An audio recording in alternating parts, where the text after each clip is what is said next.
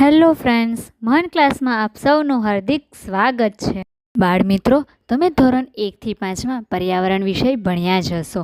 તેનો જ આ વિષય છે સામાજિક વિજ્ઞાન અને વિજ્ઞાન વિષયમાં આપણે બ્રહ્માંડ અને દુનિયાની જાણકારી લેવાની છે અને તેમાં પહેલું ચેપ્ટર છે વિજ્ઞાનની અદ્ભુત દુનિયા. નાના નાના કણોની હોય કે પર્વતોની, નાના તણખલાની હોય કે મોટા જંગલોની, પણ તેમાંથી કંઈ ને કંઈક રોમાંચક ને નવું શીખવાનું જ હોય છે.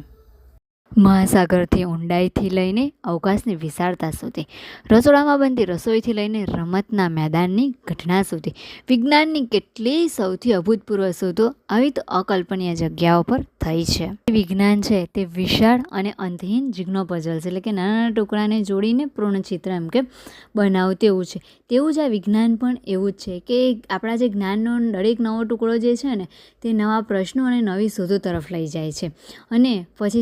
અને પછી જો કદાચ કોઈ ખોટી જગ્યાએ મુકાઈ જાય એ ટુકડો તો શું થાય છે, એ જગ્યા બદલવી પડે અને નવી શોધો એ ઘણીવાર વિશ્વ વિશેની આપણી અગાઉની સમજને પણ એમ કે બદલી નાખે છે. એવી જ રીતે આપણે આગળ આપણે રોજિંદા જીવનમાં કેવી રીતે ઉપયોગી છે તેના વિશે આપણે જાણકારી લેવાની છે.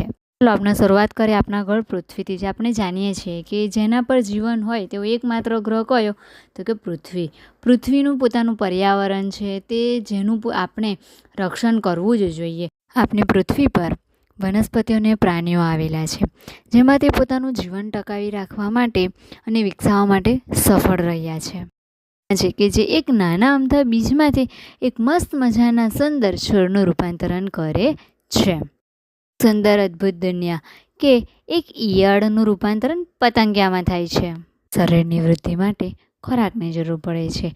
ખોરાકની સાથે સાથે પાણીની પણ જરૂર પડે. પાણીને ઠંડુ કરતાં બરફ બની જાય છે, તેને ગરમ કરતાં વરાળ બની જાય છે.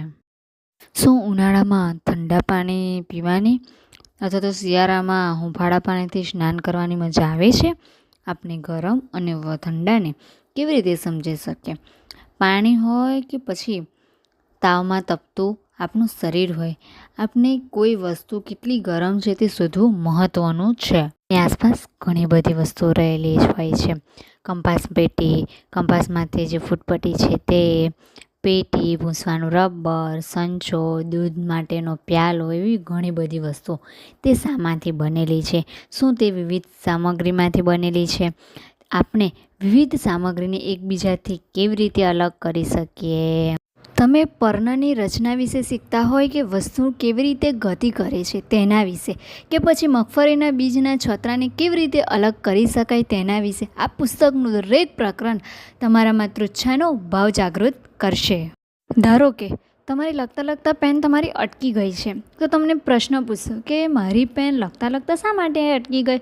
પછી આપણે અનુમાન લગાવીએ કે શાહી પૂરી થઈ ગયા હશે. પરંતુ જ્યારે પેનને આપણે ખોલીને રિફિલ તપાસીએ છીએ ત્યારે આપણે અનુમાનની ચકાસણી કરતા હોય છે કે રિફિલ ખાલી હશે તો તમે માનશો કે તમારું અનુમાન સાચું છે, અને જો રિફિલ ખાલી ન હોવાનું અવલોકન કરો તો તમે શું કરશો? તો તમે શાહી સુકાઈ ગઈ હશે એવું બીજું અનુમાન લાવી શકો છો. આવા વિજ્ઞાનમાં આ રીતે જ કાર્ય કરે છે.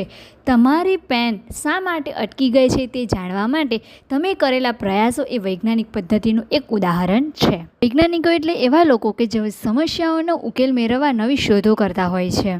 રસોઈ બનાવતી વખતે કોઈને કુકરમાંથી દાળ બહાર નીકળતી જોઈને નવાઈ લાગે છે.